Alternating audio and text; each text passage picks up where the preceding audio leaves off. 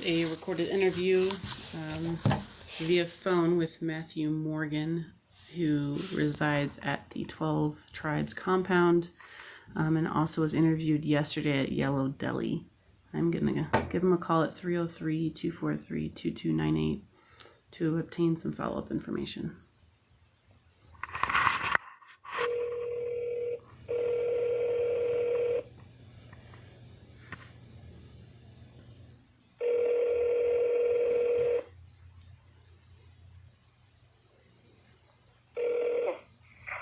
Hello? Hi, this is Detective Berman calling for Matthew. Yeah, that's me. Hey, Matthew. I don't know if you remember. I spoke with you yesterday at Yellow Deli. I'm just calling back. Oh, okay. I thought I had a card that said Joanne Compton or something. Yep, so that was the other lady that was, the other detective that was between me and Detective Miriam. Oh, okay. All right, yeah. I was like surprised. Like when I got the voicemail that she was off today, I was like, Nope, none of us are off today, that's for sure. Did you end up trying to call her today? I called twice this morning, and then I called the main dispatch number, the non-emergency. Mm-hmm. I got some nice girl, and I told her what I wanted. That I needed to speak with her, and that had to do with the Marshall Mesa fire, and that we were from the address, so she knew who we were. Okay. Yeah, for some reason, I think there's just so much information overflow right now that it somehow has not trickled down to us yet. But we were, as you probably know, at your residence today. But I just wanted to, so please, if you were, since you were going to call us, what information did you want to share? Well, I was thinking about after y'all left. I was thinking about the goodness.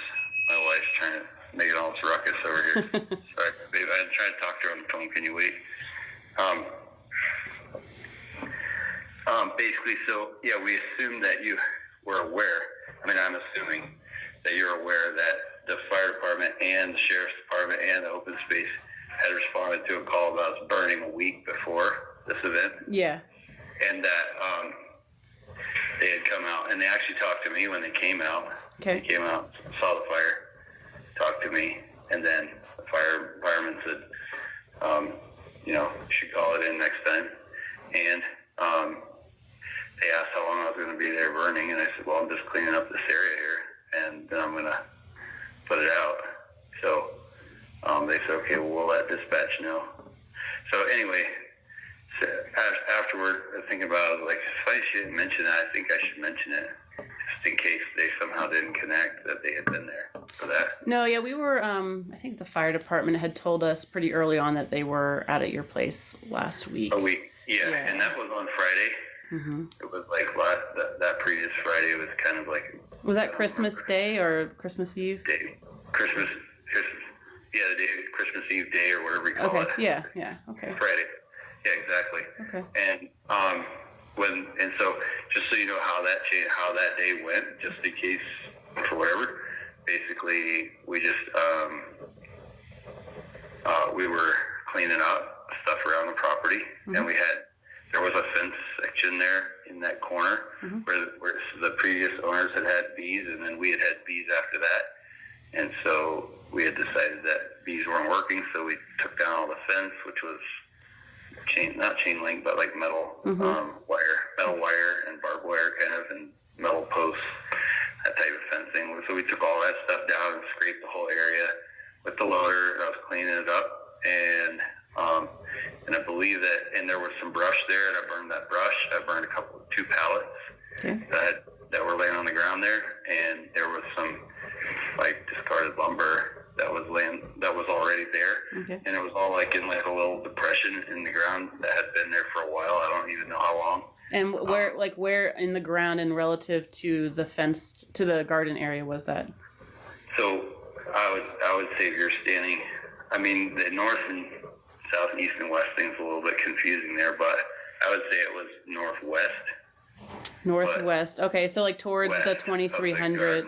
But if you looked at the garden and you were standing there with your left hand, looking facing straight at it, it's to the left of that. Okay. Of the side fence. Okay. Yeah. So it was like, was it like a 4 foot? Okay. 4 foot or something like circle probably, or maybe. Okay. maybe deep, I don't know, something along those lines. Okay. And my stuff that was burning was in there, and we had burned it, and then they had come out and seen it.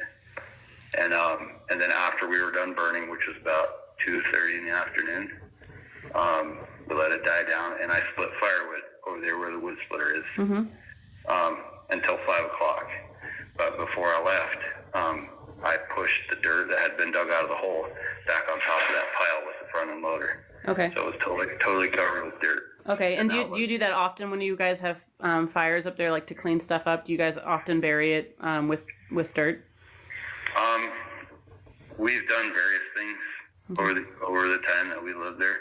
At one time when we first moved there was this huge pile of dirt up there on that hill, and sometimes we dug a hole in the middle of the pile of dirt and buried it there and burned in there, and then the fire department had seen that and they complimented it, so it seemed fine. Okay. So it's sort of consistent with how we've been. I'm not saying that that's how the fire got from one place to another, but it's bothersome. I'm not gonna lie. But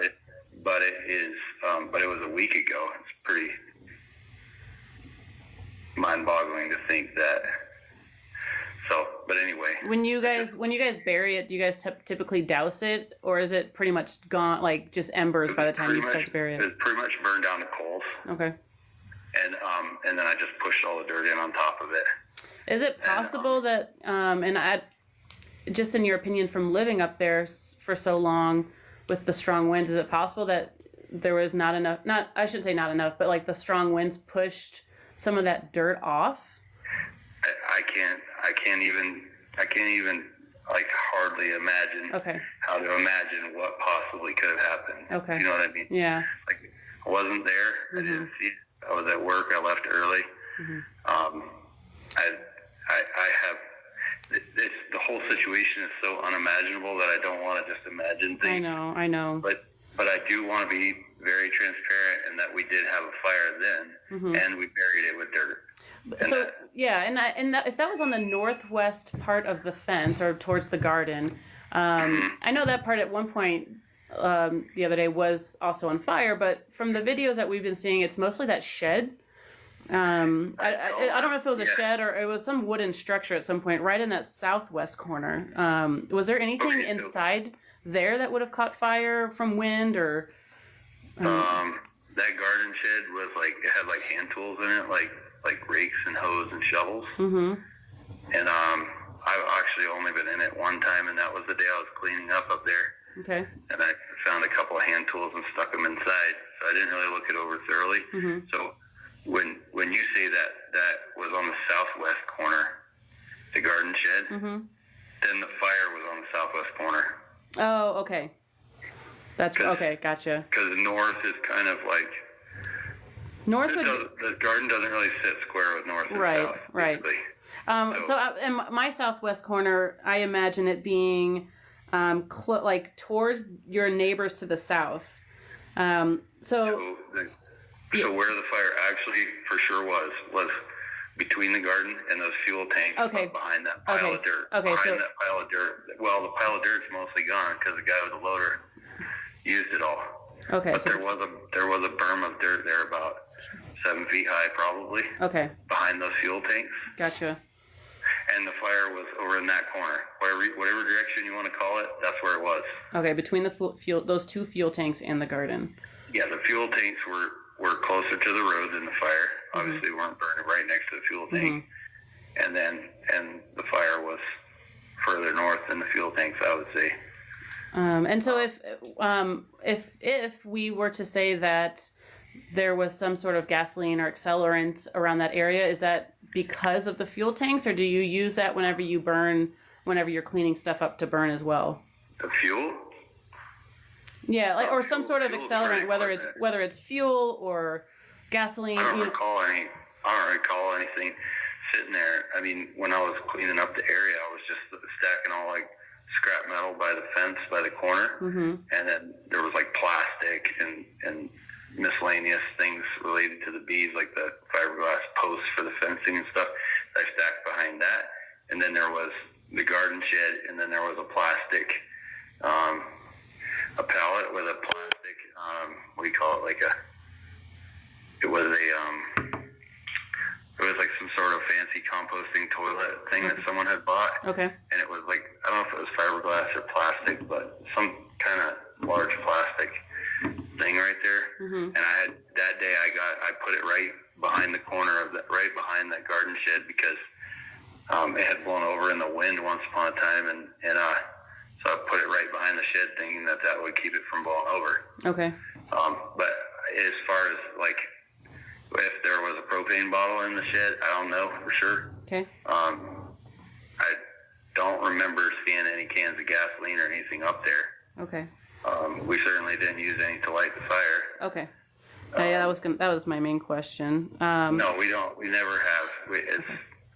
That fuel is for our loaders and stuff. Okay. That's for our equipment. Sure. So I have, regardless of location, like north, south, east, west, we have the garden to the right, and then we have the shed right next to the fence. And then the fuel tank. So the fire between the, I know it's hard envisioning it or trying to describe it to me. So the fire where was the fire in relation to the shed and the fuel tank? Was it right between there, or was it in front of the shed, behind the shed? No, it would have been it would have been between the fuel tank and the shed. Okay. And between the garden and the berm of dirt that's gone now. Okay. Is where it would have been. Okay. In that area. Okay. And there would have been like a depression in the dirt, which is actually it's like sandstone up there, so it was like a sandy soil. Okay. And it would have been like, I don't know, I'm guessing like a foot deep or something, and there was brush, and there was some leftovers, some old rotted 2x4s and things like that in the hole that I burned, and then I put brush on it, and then I threw 2 pallets on before it was done. And did you see it smoking since last Friday at all, or no? Okay. No. And you're pretty confident that it was out, pretty close to being out anyway with the embers, and then putting dirt on top of it. You feel pretty confident that it was just out. I'm pretty confident that no one I didn't have any concerns about it. Okay. I hate to say that right now. No, I know. But I'm pretty confident that at the time it seemed like I did right. And I put dirt on it, and there was no smoke, there was no embers, there was nothing visible, and I didn't see anything. I go up there every morning and fuel trucks and machines on our way to work at 6:30. And it's dark and nothing ever. There's no embers, no nothing. I mean, I have no idea what to say except we did that. You know what I mean? I'm not saying that's what started it, but we want to make sure that there's nothing that seems unclear. No, I know, and I don't think anyone here, and even your neighbors, no one thinks that anything was started intentionally. Right. And I hope you don't get that feel from us. We're not trying to accuse you guys of burning down the town of Superior. We just need to know. We just need to get a clear picture of what did happen, because like I said yesterday, we have to have answers, because there's thousands of people now that are looking to us to find it, and we need to do right by that. So I understand that, and I mean, honestly, there's so many people that we know between our house and Costco, and it's devastating to think, you know what I mean? So for us, it's very challenging, and I mean, we've only heard really good, positive things about, the 12 tribes. Your neighbors seem to really respect you guys. And, I can't say that if I live next to, I don't know if you guys call yourself compound or commune, whatever you guys, self-identify as. I can't say if I lived next to one that I would quite understand, but your neighbors like you guys. And I have to imagine that it's a mutual respect, and that none of you guys would ever intentionally try to harm anyone, ever, but let alone your own neighbors. That'd be ludicrous. I mean, it'd be, I just woke up this morning thinking about it. I'm like, surely she knew when she asked about bonfires. Yeah, no, yeah, and I did. And that, sometimes when we ask questions, we just want to know what you guys are going to answer, Oh, yeah, of course. I mean, I understand. I actually was personally I was National Registry EMT for 15 years. Okay. I've been on the other side of this plenty of times. Sure. We're kind of devastated to imagine. We're devastated to try to imagine that maybe this was our fault, even if it was inadvertent or a mistake. Mm-hmm. It's devastating to imagine. Yeah, and you know, we don't know if that's the case even. You know, it very well could have been some other act of nature or, you know, misfortune in terms of power lines and stuff. We're really just trying to figure that out. If we were to ask you to come into the sheriff's office just to speak with us so we can maybe draw a diagram of the garden and the fuel tank and all that stuff, is that something that you'd be willing to do? Of course. Okay. What day is best for you to do that? What day? Yeah, like tomorrow, the day after. I mean, we want to make sure that you guys, we don't want to interrupt your work schedule or anything like that. Well, that's. I mean, I don't know if that's a thing right now. We have quite a few people that live on the property, and all of our time right now is spent on trying to figure out ways to accommodate them in various places in various ways. Okay, well, like everyone, sure. You know yeah, I didn't know if you guys were down in the springs right now, and with the weather, if that was going to even be possible for you guys to come back up here. But no, I'm here in Boulder. Okay. I mean, a few of us stayed here just to make sure that anything. Okay. Well, if you're, I mean, even today would be fine. I mean, we're all here. We're working nonstop, so if sure. Today, tomorrow, Monday. If you want me to come down today, I'll just come down. I'm not doing anything else. Okay. You know? Yeah, that would be great. Are you at the main office? Like the girl who handed me the card has an office. Yeah. Is that where you want me to go? Yeah, it should say 5600 Flatiron Parkway. Yeah. And so that's on Flatiron Parkway, and that's between kind of where Pearl meets Valmont, and then so just south of there.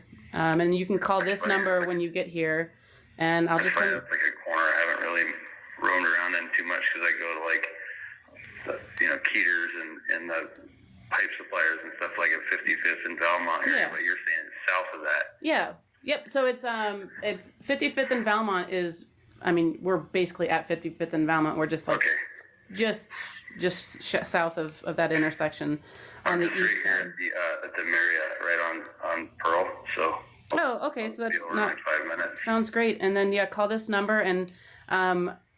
I don't know. I don't think there's any media or press here at the moment, but call me when you get here, and we'll just bring you in a back way just in case, and that way you don't. Yeah, because they've been hounding us like constantly. Yeah, just so you know, we did not give them any information, but I think you guys have.